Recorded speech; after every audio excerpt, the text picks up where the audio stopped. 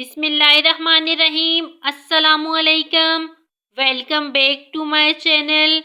محبت کیوں ہوتی ہے؟ وجہ: حضرت سیدنا عائشہ صدیقہ رضی اللہ تعالی عنہا نے بیان کیا ہے کہ میں نے رسول اللہ صلی اللہ علیہ وآلہ وسلم سے سنا۔ آپ صلی اللہ علیہ وآلہ وسلم فرما رہے تھے، روحوں کے جھنڈ الگ الگ تھے۔